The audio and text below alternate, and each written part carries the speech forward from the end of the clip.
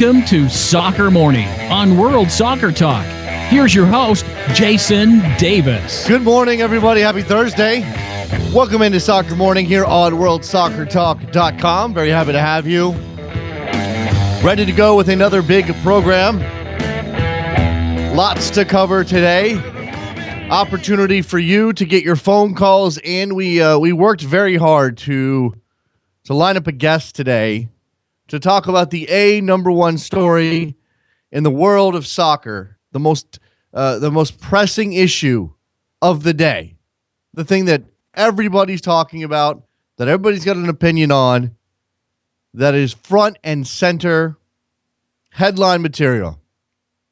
And I'm speaking, of course, of people putting fingers in bad places on a soccer field in South America, at the Copa America. That's what I'm talking about. Edinson Cavani getting, I don't know, what phrasing do I use here? Gonzalo Jara put his finger in Edinson Cavani. I'm uncomfortable. Am I turning red? Violated. Absolutely, Trevor. Edinson Cavani was violated yesterday by Gonzalo Jara. And I don't know what can you say? Just so you know, if you don't know, you have to go find video of this.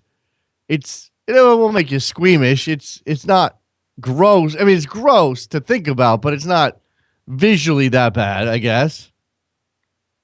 I don't know. I mean, the result matters probably more, right? Chile beat Uruguay 1-0. A goal from Isla. Very nice goal from Isla. After that game was what you expected it to be. It might as well have been a boxing match between 11 guys on each side. Like, it might as well have been a wrestling meet. It might as well have been who can kick the other guy the most. And now, of course, the Uruguayans have made this into an art form at this point. And I don't know what was going through Gonzalo Jara's head. Apparently, he's got a pattern of this, because I was looking around the internet, catching up on the soccer news this morning. I knew this had happened. I go over to someone. I think I went to Reddit, right? So I go over to Reddit, the football thread or the football subreddit at Reddit, and there's a link. Somebody has linked to Gonzalo Jara grabbing Luis Suarez during a Chile-Uruguay match on the other side of his private areas.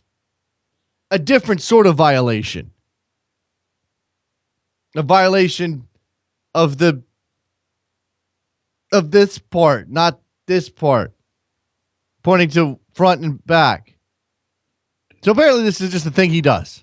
If that's what your reputation is, that's just a thing that you do on a soccer field whenever you think you can get away with it. I mean, Luis Suarez, say what you want with the whole biting thing. He's not biting people in the... Okay, now I've just grossed myself out. That was unbelievable yesterday. And now Jara's banned from the rest of the tournament. Cavani has been defended by his coach, and rightfully so, because he got a red card for that little incident. He slapped out at Jara. He got the red card. Jara dived. He took a dive. But the Chileans will still move on to the next round, while the Uruguayans are out. They are gone. They are out. Let's talk MLS results from last night. 7 games on the MLS schedule. 7. It's a lot on a midweek schedule. Kicking off rivalry week. Only one of the games played last night counted, according to MLSsoccer.com, as a rivalry. According to Heineken's rivalry week sponsorship deal, I guess, only one of them counted, and that's the Toronto-Montreal match, which apparently is called the 401 Derby. Did you know that, Trevor? Did you know before I just told you that it was called the 401 Derby? I had no idea. Now, I'm not familiar with the road system in Canada, so maybe that's part of it. But I didn't know it had a name. I thought it was just Canadians and Canadian, I don't know, whatever. Trevor knew, because Trevor knows everything. Trevor knows where Kazaki, is it Kazakh? Is that how we say it? Kazakhstani clubs are. He knows the names of Kazakhstani clubs, so he knows everything. He knows everything, so I'm not surprised he knows the name of that derby. We have a bunch of good results. Philadelphia beat the weekend Sounders team. Remember this team? Not only were they without Dempsey and Obafemi Martins last night, they also rested a number of starters. They've got a big Cascadia derby match this weekend against the Portland Timbers. So they rested some players ahead of that game. Went to Philadelphia, lost. CJ Sapong with the header, with the winning goal. Excuse me, his fourth goal in 4 matches. It was a header. It was a very nice, well taken goal, but he was a little unmarked there in the box. The New York Red Bulls broke their 4-game losing streak with a 1-0 win over RSL. Mike Grella with the goal. RSL losing 2 players to red cards in that game. For me, both of them well deserved. You had why am I blanking on names today? Javier Morales with the first one. There's a little bit of question there. Certainly, he got the player. It's only I suppose that if the question is whether or not the red card was given out for denial of a goal scoring opportunity, with another RSL player tracking that counterattack from the Red Bulls, that would be the only reason to question that red card. Maybe that one will be controversial. The other one, on the other hand, not at all controversial. RSL loses 1-0. After a big, momentous win for them over Sporting Kansas City last weekend, they go on the road. It's tougher on the road, of course, but they lose and did not put in a good showing. Columbus 2, New England 1. Kai Kamara with 2 goals as the Crew come back to beat New England after going down a goalie, win with the opener for New England. And then, for whatever reason, Kai Kamara found himself free and able to score goals. 2 of them. He now leads MLS, or he has been leading MLS, but he extends his lead to 12 goals. He has 12 goals on the year. Extends his lead in the Golden Boot race to 4. I believe the second place goal scorer in MLS right now, 3 of them, Giovinco, Kaká, and Wondolowski, all on 8 goals. In Orlando, after a weather delay, Orlando City beats Colorado 2-0. Kyle Larin, Kaká with goals. That game, as I mentioned, delayed by weather. Toronto 3, Montreal 1. All 3 designated players for TFC score goals. Very well-taken goals by Bradley and Altidore. Giovinco puts away a penalty. That game did not seem to be in much question when I watched it. I didn't see the whole thing, but it certainly seemed like Toronto was in full control of that game. In L.A., the nightcap, LA Galaxy 5, Portland Timbers 0. No goals for the Timbers. A 5 spot for LA. That's their second 5 spot in a row. They now scored 10 over the last 2 games. And if we go back to their Open Cup match a week and a half ago, I guess that was last week at this time, PSA Elite, I can't remember the final score, but it was a lot. I think they've scored 16 goals. Maybe it was a 6-goal output. 16 goals in their last 3 matches. Much was... a lot of comments about how, or this is definitely coming from Kyle McCarthy, who I saw noted on Twitter, Bruce Arena putting out his starters against that PSA Elite team and amateur side in the Open Cup to get some rhythm, to get them back on track. It certainly looks like Robbie Keane's enjoying his soccer at the moment. 5 different goal scorers for the Galaxy last night, including Robbie Rogers, who got his first ever LA Galaxy goal, and on Pride Night in LA. So that's awesome. Giovinco scores. Giovinco scores. Giovinco says... This is a different story. Sebastian Giovinco says that Andrea Pirlo reached out to him regarding MLS and asked him about the quality of the league. Giovinco's quotes essentially are that you can't compare it to Europe. Here we go. You can't compare the level of play to that of European leagues, but I am convinced that this can become an important league in the future. There's not as much quality and tactical discipline as in Europe, but the organization is pretty solid. He went on to say that get rid of the salary cap. So we'll see what goes. They should change some rules to facilitate the arrival of more players from abroad, like the salary cap. He also said he had no regrets about leaving Juventus for Toronto. So that's good to hear. The last story here, I did want to mention this. Swiss authorities are investigating FIFA development grants. FIFA giving out as much as $2 billion in grants between the years 1999 and 2014. Swiss authorities are examining development grants made by FIFA around the world as part of their investigation into the sports global governing body, and its award of World Cup hosting rights for Russia in 2018 and Qatar in 2022. In particular, the investigators are looking at how the money was spent, whether there was any falsification of documents. The grants mainly go to national soccer associations and are often earmarked for new soccer pitches and related facilities or for training programs. So they're looking into this. Whether or not they find anything will be an interesting question. Let's take a break. When we come back, we will take your phone calls here on a Thursday edition of Soccer Morning, WorldSoccerTalk.com. Face in the crowd, you're talking too loud, but I can't hear you count. This Friday, the USA faces China in the quarterfinals of the Women's World Cup, and I'd like to invite you to join me for a very special audio broadcast that I'll be hosting on Rabble.tv. With Rabble, the concept is simple. All you have to do is tune into the broadcast on television, press the mute button, and then head over to Rabble.tv to listen to me sharing my analysis. You can join in by posting your questions or observations in the comments section. Plus, I'll be talking you through the game as we watch the U.S. play China in a repeat of that epic 1999 Women's World Cup final. And if you have an iPhone, install the Rabble.tv app today and add a comment to the broadcast message board, then listen live via the app on Friday. Does the USA have what it takes to make it to the semifinals of the Women's World Cup? Find out this Friday, June 26th at 7:15 p.m. Eastern, and cheer on the red, white, and blue with me on Rabble.tv. The best way to watch Copa America and the greatest players in the world, including Leo Messi, Neymar, James Rodriguez, and Alexis Sanchez, is on Sling International's exclusive broadcast of Copa America on beIN Sport.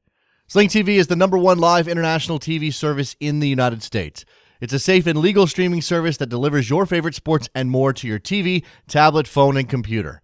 For just $10 a month, you can watch every single Copa America game live or on demand, featuring Argentina, Brazil, Colombia, Mexico, Chile, Uruguay, and more.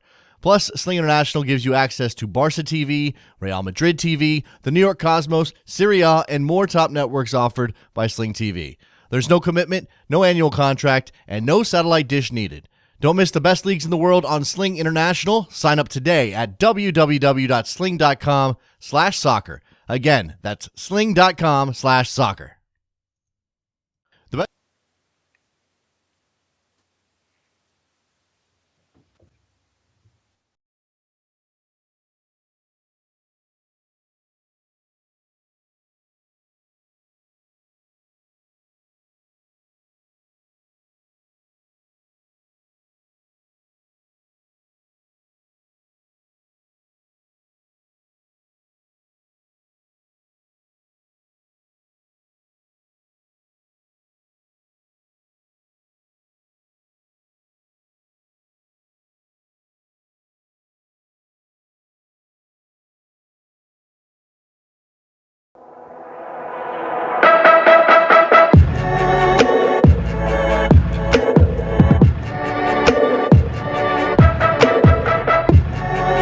Welcome back to Soccer Morning on World Soccer Talk with Jason Davis. We are back on Soccer Morning on a Thursday.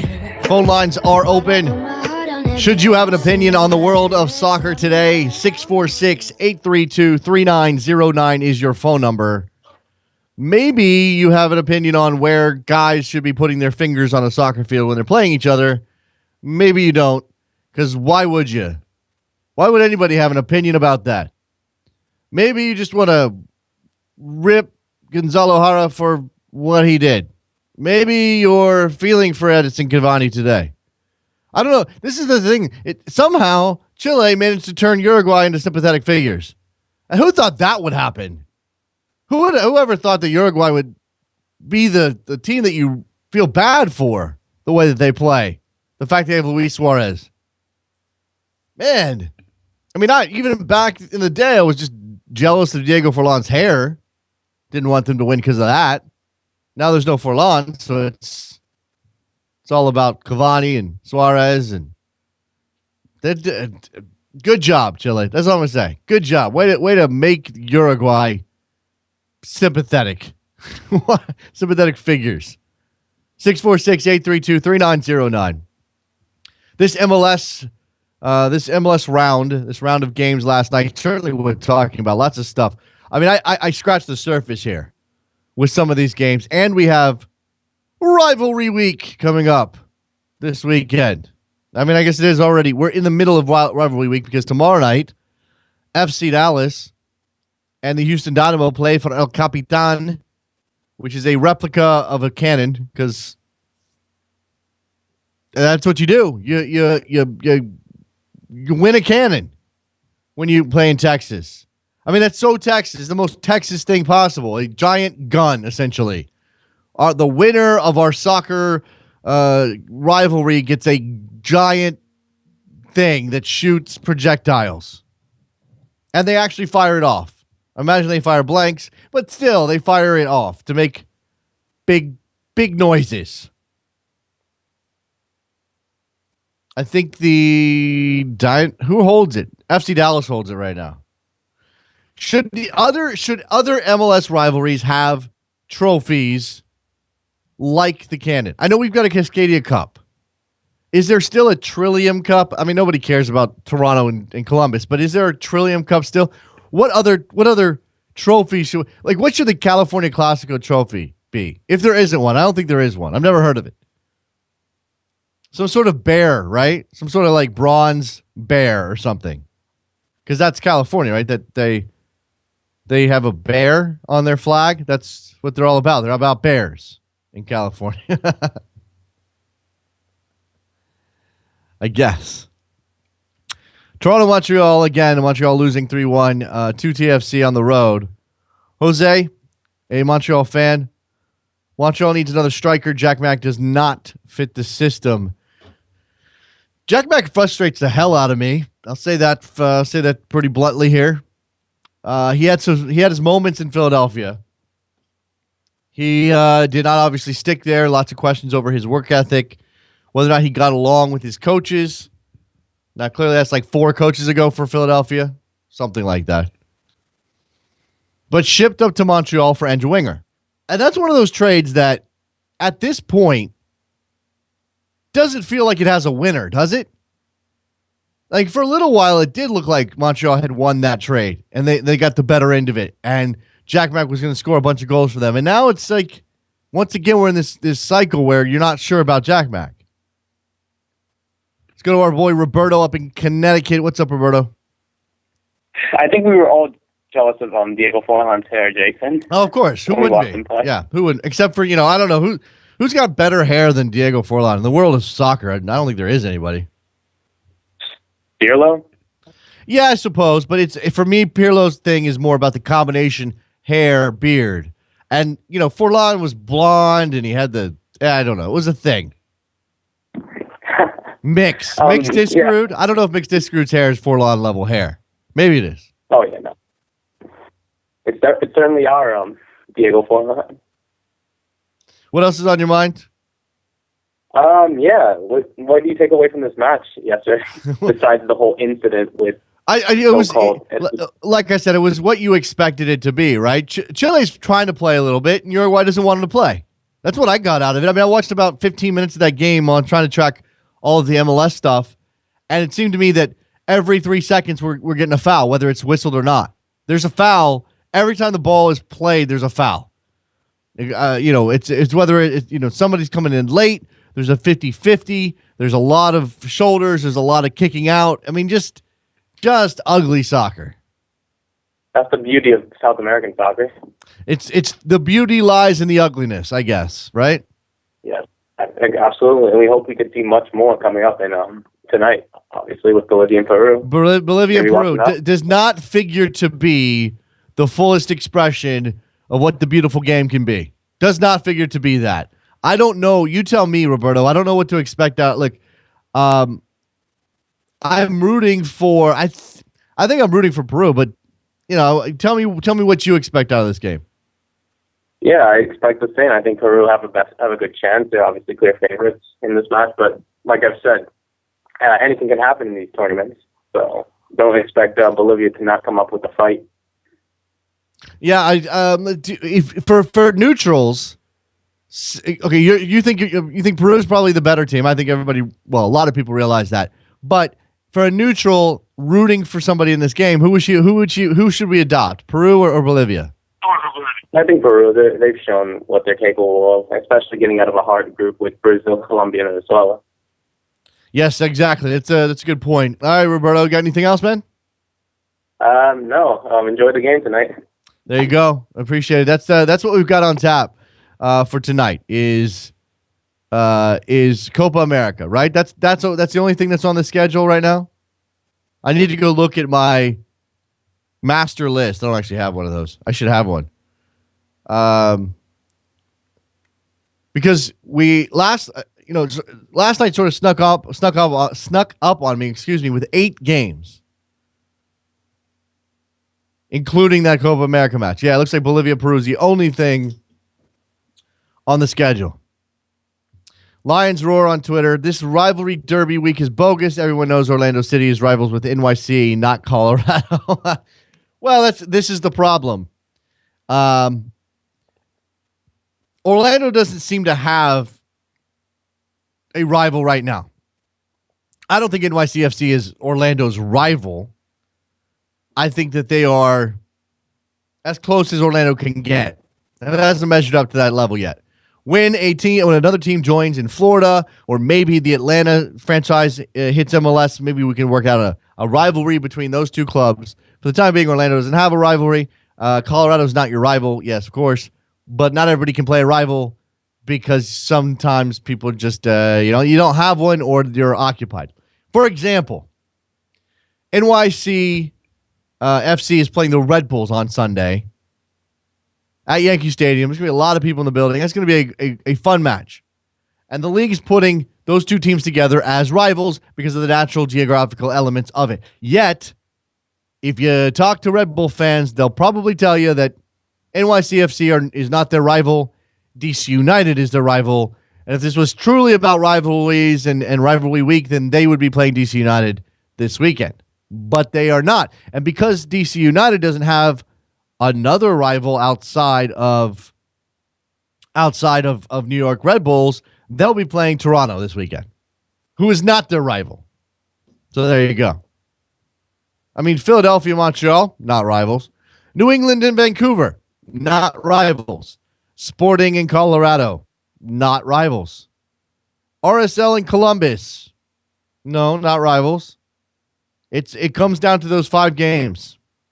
The one we had last night, the Canadian thing, the 401 Derby, Toronto and Montreal. The Texas Derby between Houston and Dallas. The California Classico, San Jose and LA. New York City FC and Red Bulls, which may not even measure up to any of these other quote-unquote rivalries, and yet gets included because, again, New York City, New York City, New York City.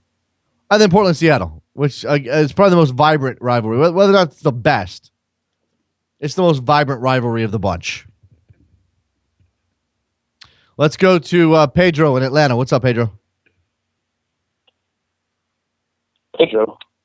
Hello? Pedro? Can you hear me? I can hear you now, man. What's up? I'm not Pedro. This is Daniel. What the hell's going on with Trevor? Trevor, are your ears broken today? This is Daniel from Atlanta. We know Daniel from Atlanta. He's our boy. He was breaking up. What an excuse that is. You're docked some. I'm just gonna hang docked points. No, go ahead. What's up? No, I just wanted to mention last night's matches in MLS. LA getting the 5-0 win against Portland. I mean, I knew they were gonna win, but I didn't want them to hurt Portland like that. I mean, I showed mercy, but come on, man. You didn't want them to hurt. Please, Galaxy, don't hurt them. No, come on, man. Look, 10 goals over 2 games. How many did they score against PSA? It was 6, right? So 6, yeah, 6-1 against PSA. 16 goals in the last 270 minutes. I think that's pretty good. I think that's pretty good. And I said this last night on Twitter. And there's very few clubs I would say this about, Daniel, where because teams will roll off wins. Portland had 4 wins coming in out of the game, 4 wins in a row. And I know TFC had 3 wins in a row before they lost to NYCFC. And we've seen a couple other winning streaks. NYCFC's got 3 in a row. DC United's obviously stretching out their lead in the East.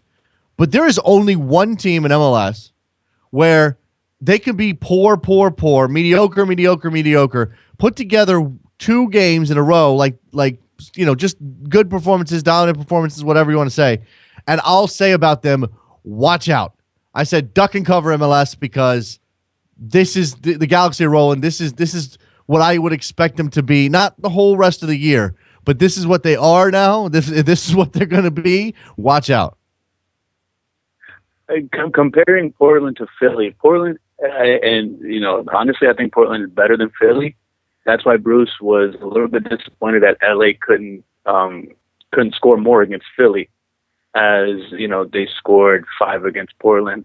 But either way, it's a good win, I guess. 5 different scorers, good team effort, good team play. Stop the past couple games. Stop underselling 5-0 win. Stop doing it, Daniel. You're like, that's a good win, I guess. 5 different goal scorers is okay, I guess. Stop it, man. Stop it right now. Oh, come on, man. You got Copa America thoughts as well? Yeah, I just wanted to say that, Cavani's my man. Like he's the man that I want to come to MLS. If he could be 50 years old. Just kidding, right? But he could come to MLS and I would see him play. But that red card, who was that Brazilian player that fell to the floor and held his face during a corner kick a couple years ago? I don't remember. That's what it reminded me of. Yeah, well, that was such a weird situation, and I would say only in South America. I don't think that's completely true, but of all of the regional competitions, you're more likely to see that happen in Copa America than almost anywhere else in the world. For whatever reason. And then again, that game was ugly. That game was not. It was not. I'm a Uruguay fan. I love their style of play, but it's just that game was not good. Wait, you like it when you like it when they kick people? That's what you like? I like it when they kick people. I like it when they kick people and then the tables turn on them. Okay. All right. Well, they're out now, and Cavani needs to have his reputation defended apparently by Tabarez, and now Jara's out of the tournament and Chile moves on. So we'll see what happens. Oh well, whatever. And just real quick about Chile, it's a little bit, what's it called? Arturo Vidal. That whole thing about him crashing his car and just him not getting punished for it legally. No. He's going to get punished legally. It's just that. Oh, okay. It's just that Sampioli didn't kick him off the team. That's really the issue. I mean, he's going to have a DUI charge. In fact, I'm looking at a story posted today at ESPN FC that says he'll face a new charge stemming from his drunk driving arrest. Citing a judicial source, the outlet reports the midfielder would be arraigned on July 8th on a charge of threatening an officer as well. So, because apparently, he kind of went nuts after he was being arrested. He said something like, "You're killing Chile, you're hurting Chile." Let's see. So I think he's going to face some legal ramifications. Just again, whether or not he was going to be kicked off the Copa America team, and Sampioli decided, no, we'd rather go win this tournament, and Arturo Vidal helps us win the tournament.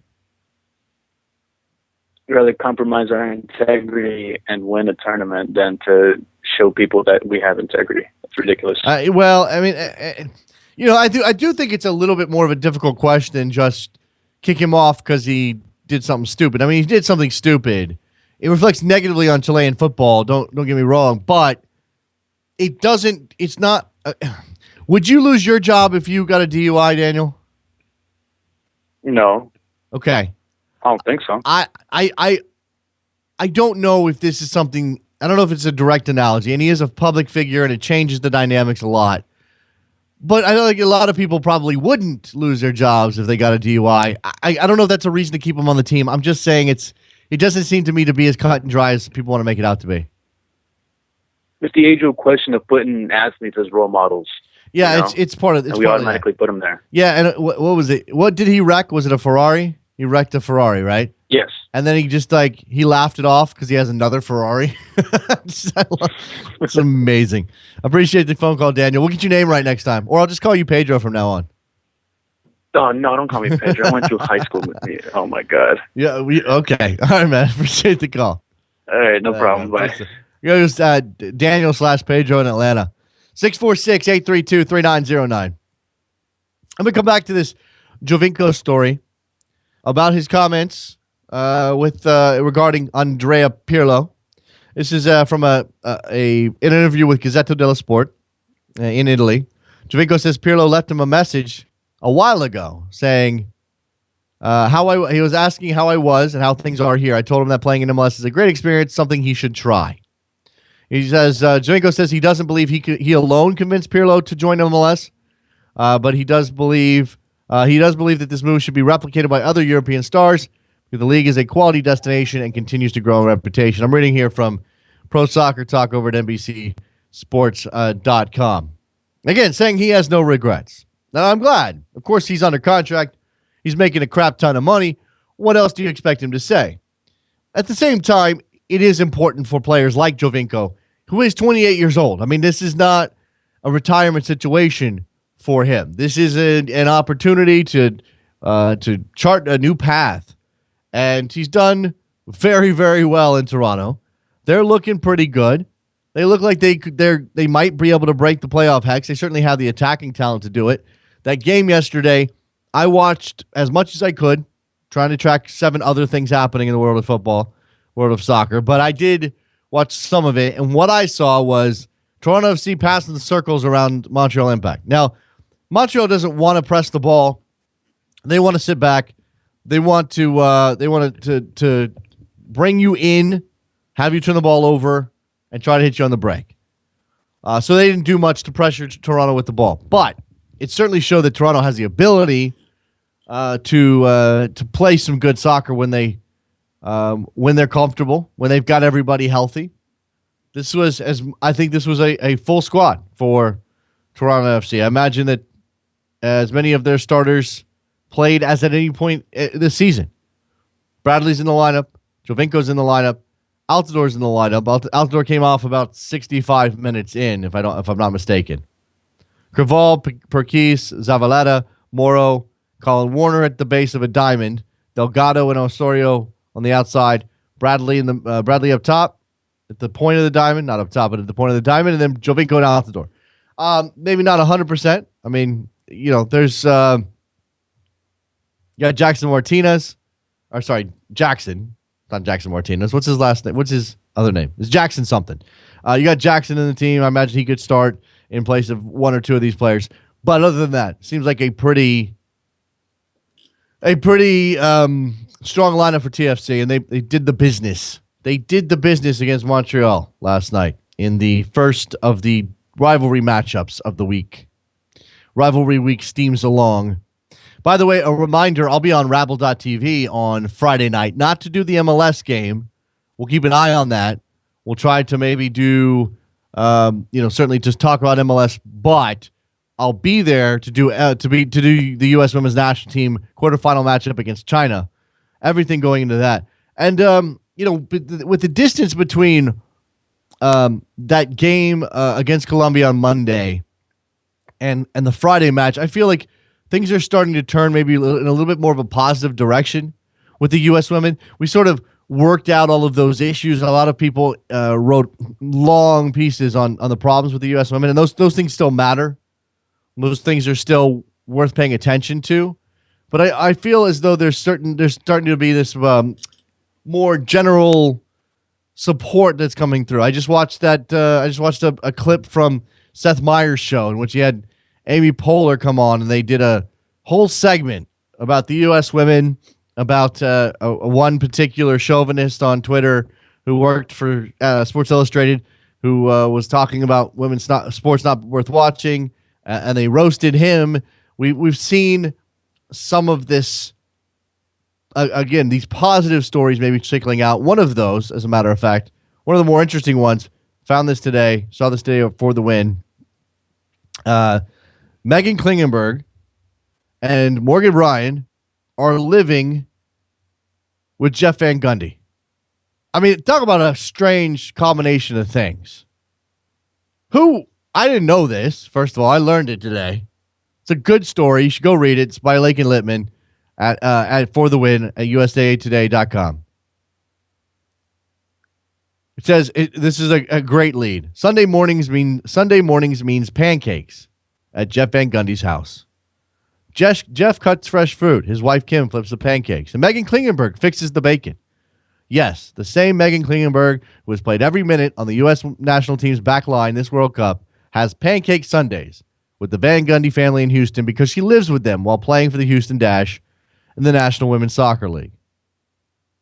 When Van Gundy learned of the team's host family program last year, he jumped on the opportunity knowing little about soccer. The former NBA coach and current ESPN analyst didn't realize his family received, quote, an absolute blessing, unquote. And then Morgan Bryan joined the party. This is great. Go read it. It's very cool. And you know, it points out something, a reality for professional women's soccer players. And I was having a discussion with somebody, not a soccer fan, certainly not an initiate, a casual soccer fan, somebody who appreciates the sport but doesn't have time or doesn't watch a whole lot. Has watched some of the Women's World Cup and knows what's going on there. But I had a discussion with that person about the state of the NWSL, about this being the third attempt at a major professional league in the United States for female players, about the pittance that these players are paid, about having to have second jobs and be coaches and do all of these other things in order to augment their pretty small salaries from the professional game, and how some of them, all of them, most of them, not all of them, but most of them have to live with host families during the year in order to be able to be a professional soccer player in a place like Houston, Texas. Megan Klingenberg and Morgan Bryan, two women's national teams. These are not the run-of-the-mill average NWSL players. These are national teamers. Megan Klingenberg, as said in the story, has played every single minute of the U.S. World Cup to this point. So these are extraordinary players. And they don't make enough, or at least they didn't make enough, to have their own place and needed a host family, and the Van Gundy stepped up.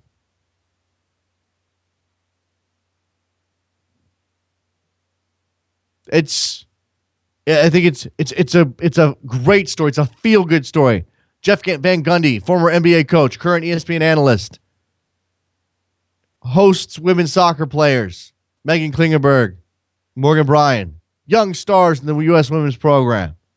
That's a feel-good part. And then the part that is sort of sobering is, they need host families. That's a reality thing. Now, things have changed for Klingenberg and Bryan, probably because of their involvement with the U.S. women's national team. Here's your close. Even if the Van Gundys don't make any more trips to Canada, which they did to see their house will be ready for Klingenberg and Bryan when they return to Houston. The players could have gotten their own apartments, but they built such a strong relationship with the, quote, VGs, unquote. I feel like I have my own special little family down in Houston, and that wasn't something I was willing to give up, Klingenberg said. They were so welcoming, inviting me to stay next year, and I didn't even think about getting another apartment. Nor was she willing to give up pancake Sundays. So, again, these two players, things have changed. And by the way, another story out there about Morgan Bryan. Fascinating story written by Grant Wall over at Sports Illustrated about the former, now, U.S. Women's National Team kit man. I need to pull up that story. Trevor, did you check that one out? Because that's fascinating stuff. I don't want to get the details wrong, so let me try to pull it up.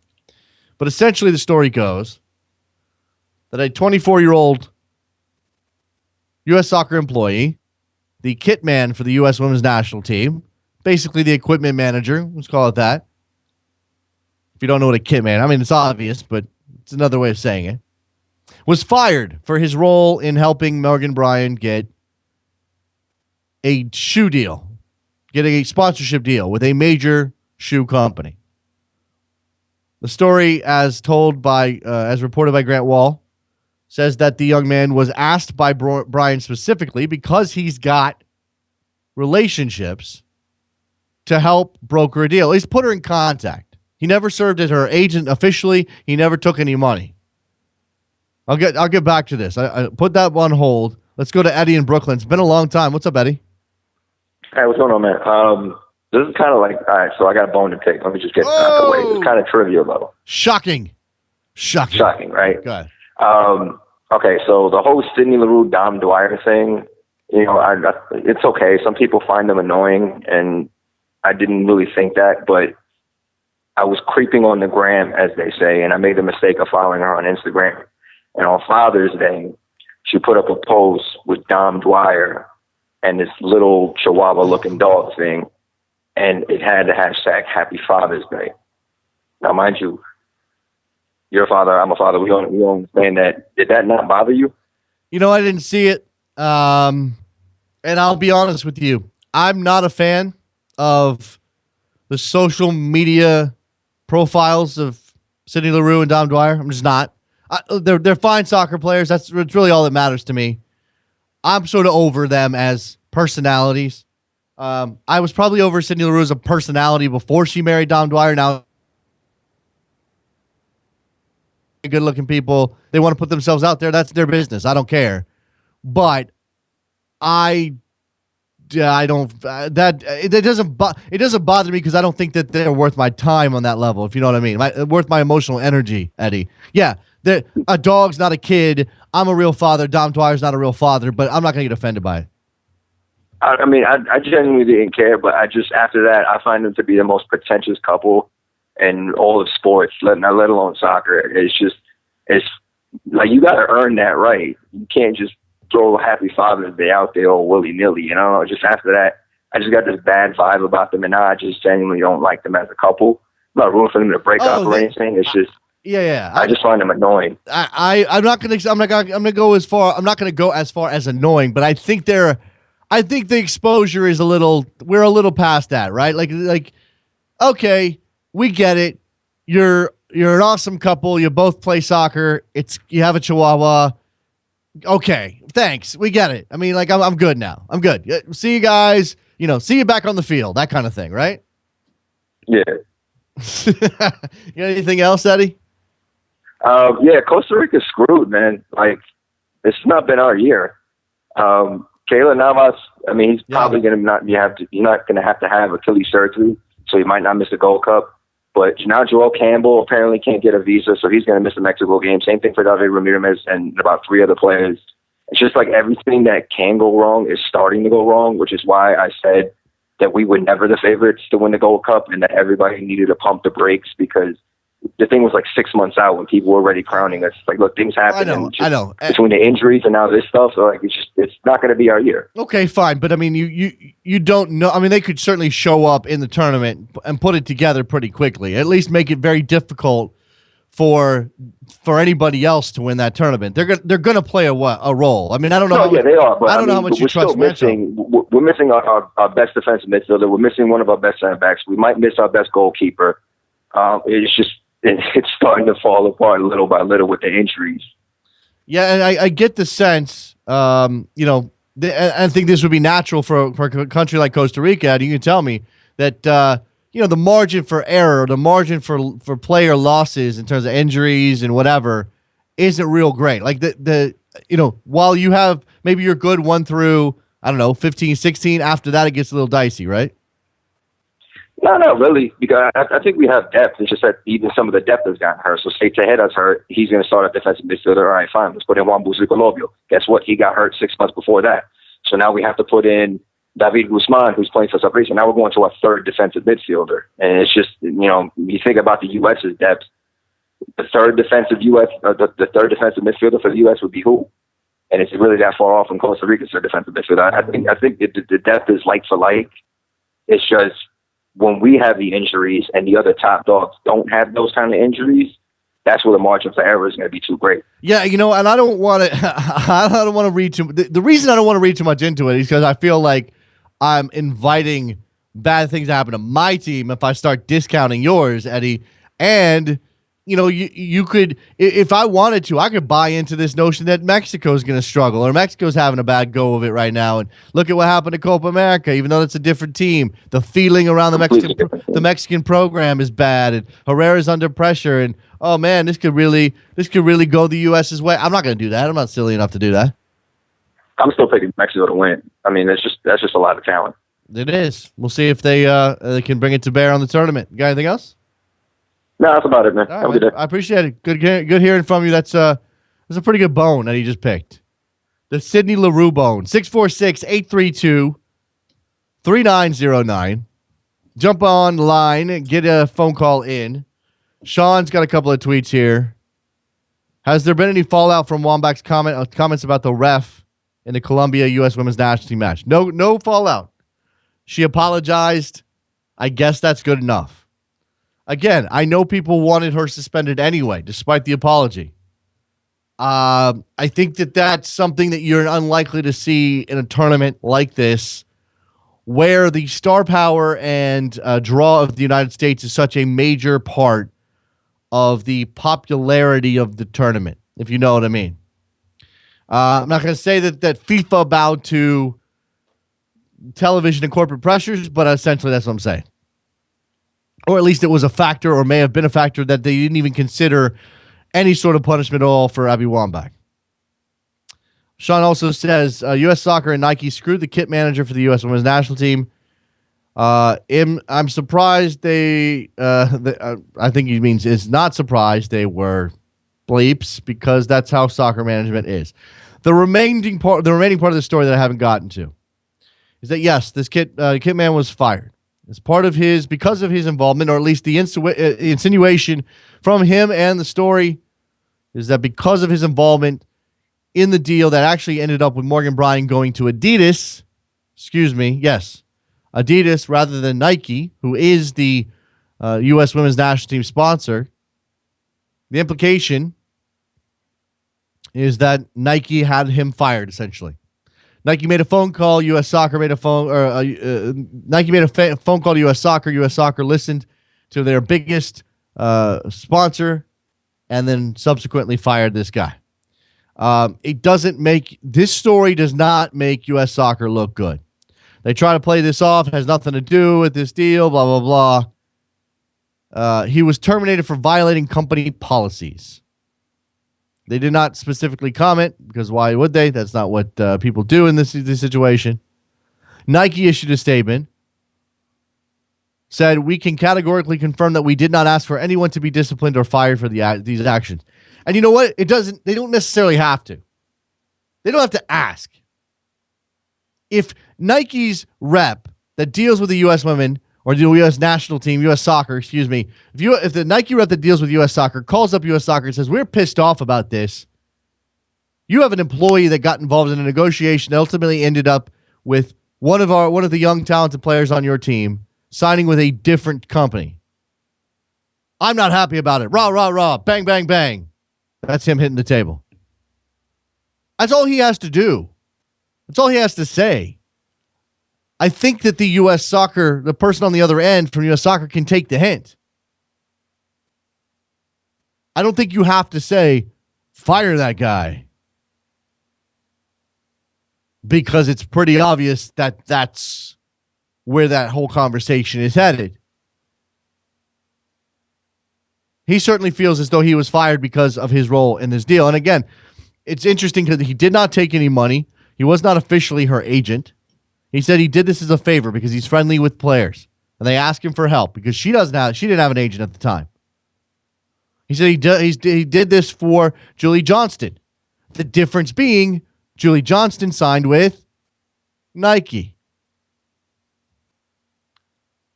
I don't know. This is very much hearsay. All of it. I trust Grant Wall's reporting. I'm not sure. I don't know this kit man. It's very difficult to determine how much blame we should lay at U.S. Soccer's feet for this. Eddie was talking about the U.S. defensive midfielder situation and the depth there. Jose chiming in. Defensive mids for the U.S. Jones, Beckerman, Williams, Kitchen, I'm not sure that Jones. I guess he is still. I mean, you certainly could play him there in a pinch. Jones, Beckerman, Williams, Kitchen.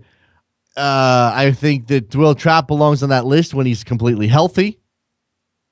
And then even farther down that line, there's a number of quality defensive midfielders sprinkled across MLS that you could call in a pinch if you had to. Jose also mentions that in Mexico, they're already calling for Miguel Herrera's head. I suppose is that because the Copa America matters to people down in Mexico? And you can't go have a bad showing or you'll get in big, big trouble, I guess. I mean, they certainly didn't do well. They got 2 points. They didn't make the knockout rounds. But they have the Gold Cup coming up. They focus on that. That's where they're looking. That's what they're looking towards. You can't fire him now. You fire him now, and the Gold Cup is going to be a disaster. That's the truth. 646-832-3909. Give me your thoughts on these MLS results from last night. Give me your thoughts on the Copa America results. Bolivia, Peru. That game, I believe, threatened by the pollution situation. Is that right? Because Santiago had a pollution emergency, an environmental emergency during this tournament. That's probably not cool. Unfortunately, the city sits in, a valley sort of situation. There's mountains on one side, hills on the other. You put those two things together, and now we're talking about lots of pollution and smog just hanging around the city. And when that's the case, maybe it gets tough to breathe, and you really don't want to play soccer in it. I mean, I don't know. That would be me. Would be my opinion. Wouldn't want to play soccer in that stuff. But it looks no reason to think that match won't go on. And I believe Peru would be the favorites. Maybe Bolivia can shock the world. This sets up, and this winner of this game will go on to play Chile in the semifinals. So an opportunity to make your name at the Copa America in Chile. Trying to find any notes about the pollution situation. I don't think I'm going to find anything on the fly here, so my apologies for that. We can move along. 646-832-3909. If you have any thoughts on what's happened over the last 24 hours, you want to look ahead to the U.S. women's national team game on Friday against China. Are you getting some better feelings out of that game, or are you still very, very worried? Again, no Rapinoe, no Holiday. Big holes to fill for Jill Ellis. We had that discussion yesterday. I mean, I say this, and yet we just talked yesterday on Soccer Morning on Sirius XM and a little bit here about the Discord in the U.S. camp, about players sending texts to club teammates about how they're all laughing at Jill Ellis's tactics because they're so simple and basic and they're not taking advantage of the talent. That's still out there, I suppose. I know, again, that doesn't mean it can't turn quickly and get better quickly. Especially if they beat China and they do it in any sort of convincing fashion, I imagine we'll just forget everything happened and start focusing on how they're probably not going to beat France or Germany, but at least they got there. At least they're showing well ahead of that game. All it takes is one good performance. You're as good as your last game. And right now, the U.S., based on that 2-0 win over Colombia, is not very good in most people's eyes. Which, again, that's harsh on Colombia, but it's out there. It's out there. And the expectations are high for this team. And I don't think that so much of what the dynamic is around the U.S. women is built on this idea that while the soccer people sort of realize where they sit in the hierarchy, where they are in the women's game behind some countries like Japan, Germany, France, the non-soccer people, or the people who only pay attention to this team every 4 years, they still think of the United States as an overwhelming favorite. And that's even though we haven't won a World Cup in 16 years. The general public goes, oh, the United States, the men aren't very good. They never beat anybody. I don't really care about them. I know the numbers are good for the men too, just saying. The men aren't very good. I don't have any expectations that they will win. They score one goal in a game that they don't have the ball for 75% of the time. I go nuts because that's great. Low expectations mean more excitement when things are achieved. The U.S. women, it's expected that they're going to dominate. It's expected that they're going to win this World Cup. Put that third star on the jersey. And if they don't play up to that standard, you know who pointed out to me that the U.S. women's national team doesn't look very good right now? My mom. My mom has maybe sat through 10 full soccer games in her entire life. Maybe. I mean, not counting mine as a kid because she was out there supporting me. Thanks, Mom. But I didn't even watch this game with her. This isn't me biasing her with my soccer knowledge by saying, "Oh, they don't look very good. Oh, like they can't hold the ball." And man, the Colombians are doing this, or Nigeria's doing that. No. I talked to her after the fact. The game is over, and I talked to her, and she goes, "They're just not playing very well. They don't look very good."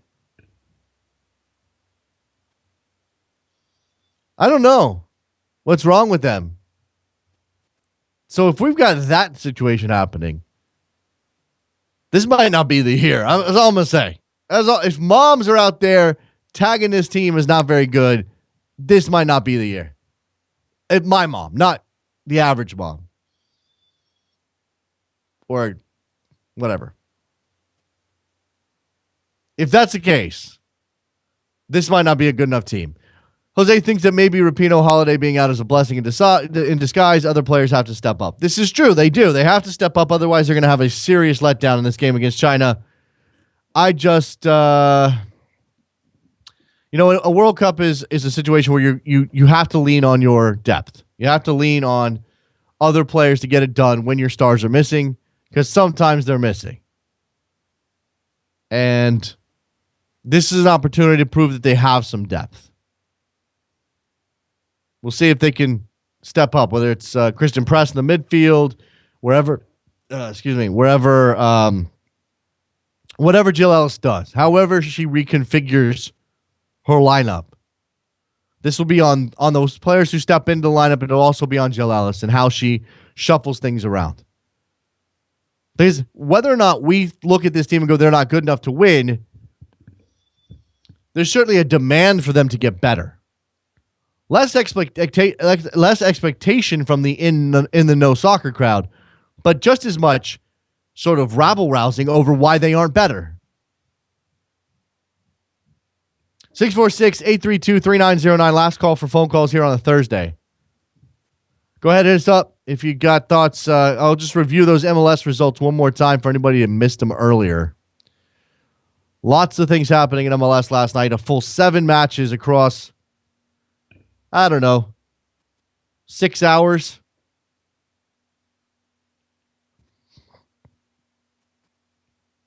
Philadelphia taking down Seattle in Philadelphia. So a home game there for the Union makes a difference. The Sounders not starting anywhere close to a full lineup. You look at this. Fry and net, okay, but Remick Scott, Jimmy Ockford, former Cosmos loanee Jimmy Ockford, Fisher on the right side, Pineda and Azira in the midfield, Roldan, Papa, Kovar in the midfield, and in the midfield 3, underneath Lamar Nagel. So this certainly wasn't anywhere close to a Seattle best, and yet still a big win for Philadelphia. Elsewhere in MLS, that it was 1-0 on a CJ Sapong goal, who's on fire, by the way, CJ Sapong. Good to see him getting his feet underneath him. Philadelphia. New York beat RSL 1-0. Columbus 2, New England 1. Big wins for both Columbus and New York to break some bad runs of form. Orlando 2, Colorado 0. I think that was 5 in a row at home for Orlando, something like that. I don't know. I have a thing here. Toronto, Montreal, 3-1 in the 401 Derby. DC won Chicago. Very nice goal by Connor Doyle. So DC, the only team to win on the road? Is that right? Yeah, I believe that's right. LA 5, Portland nothing. Demolished. Portland Timbers demolished by the LA Galaxy, who look really, really good right now. All right, let's wrap up this edition of Soccer Morning on a Thursday. We'll look for more guests tomorrow on Copa America. Certainly want to, got to get into the analysis of fingers going into bad places, violating places on Edison Cavani's body. That's necessary. Join us over at SiriusXM FC later on today, 11 o'clock a.m. Eastern, channel 94. Make sure you go to backheel.com/store to buy a Soccer Morning mug. They're lovely. We got t-shirts at 3nilfc.com. Follow Hey Hayward on Twitter. HeyHayward. Do that. Talk to you guys on Friday. Later.